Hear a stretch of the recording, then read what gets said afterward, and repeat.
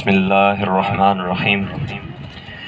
ابتدا ہے رب جلیل کے بابرکت نام سے جو دلوں کے بھید خوب جانتا ہے۔ میں اپنی تقریر کا آغاز ایک شعر سے کروں گا۔ پھلا پھولا رہے یا رب، پھلا پھولا رہے یا رب چمن میری امیدوں کا، پھلا پھولا رہے یا رب چمن میری امیدوں کا، جگر کا خون دے دے کر یہ بوٹے میں نے پالے ہیں۔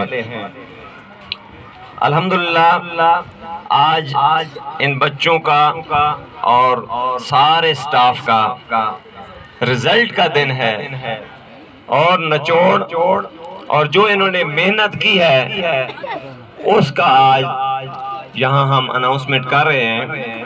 اور جو بچے آگے کامیاب ہو رہے ہیں، اپنی ترقی کی منزلوں کی طرف گامزن ہیں اور انہوں نے اچھی پوزیشنیں حاصل کی ہیں، میں سب سے پہلے ان کے سٹاف، ان کی ٹیچرز کو، ان کے والدین کو اور ان بچوں کو اپریشیٹ کرتا ہوں، شاباش دیتا ہوں۔ بلا شبہ آج وہ مبارکباد کے مستحق ہیں۔ اس کے ساتھ ہی میں کوئی اتنا بڑا مقرر نہیں ہوں، میں چند ایک اپنے مقاصد جو میں لے کر آیا تھا آج سے 6 سال پہلے۔ ایجوکیشن سے تو میں الحمدللہ 10-15 سال ہو گئے جڑا ہوا ہوں۔ میرے مقاصد بالکل واضح ہیں، کیونکہ اللہ پاک نے قرآن مجید میں ہی فرمایا ہے وَمَا خَلَقْتُ الْجِنَّ وَالْإِنسَ إِلَّا لِيَعْبُدُونَ، کہ بے شک ہم نے انسان اور جنوں کو صرف اپنی عبادت کے لیے پیدا کیا ہے۔ تو میرے بہنوں، میرے بھائیوں، میرے بچوں، آج کی اس تقریب میں میں آپ کو یہ پیغام صرف سنانا چاہتا ہوں۔ یہ پیغام ڈاکٹر رمضان کا پیغام نہیں ہے، یہ اس رب کائنات کا پیغام ہے جو آپ کو کہہ رہا ہے کہ آپ کی تخلیق کا مقصد، آپ کو پیدا کرنے کی وجہ صرف اور صرف یہ ہے کہ آپ اس کی پہچان کریں اور اس کی عبادت کریں۔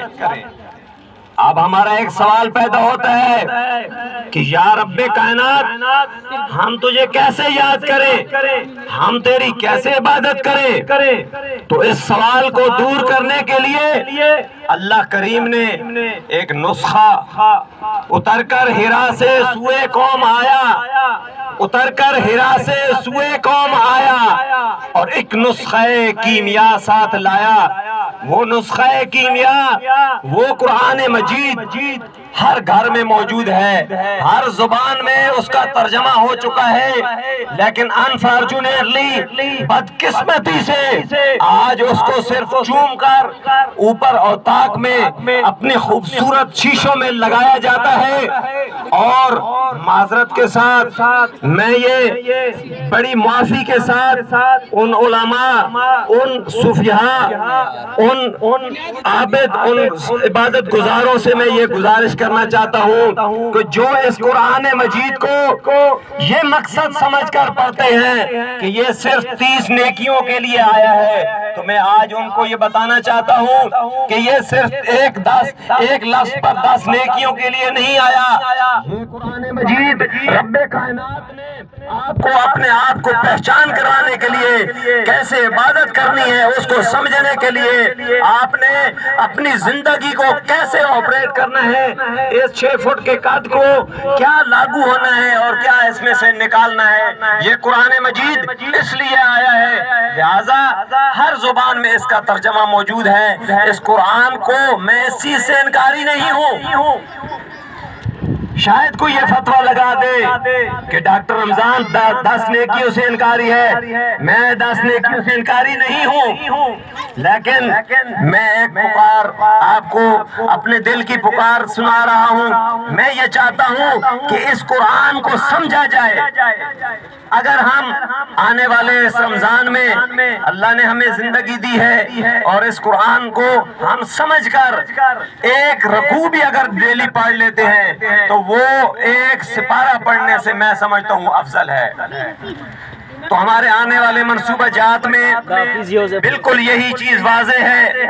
ہم قرآن کو لے کے اٹھے ہیں اور انشاءاللہ ہم نے پوری دنیا میں، پورے پاکستان میں، پنڈی، راولپنڈی، اسلام آباد کے کوچے کوچے میں اس انٹرنیشنل کی اسلامک اسکول کی انشاءاللہ برانچز کو آگے لے کے چلنا ہے. یہ ڈاکٹر رمضان کا مشن نہیں ہے، یہ اللہ کی طرف سے میری ایک ڈیوٹی لگائی گئی ہے اور انشاءاللہ اس ڈیوٹی کو میں اپنے آخری دم تک نبھاتا رہوں گا.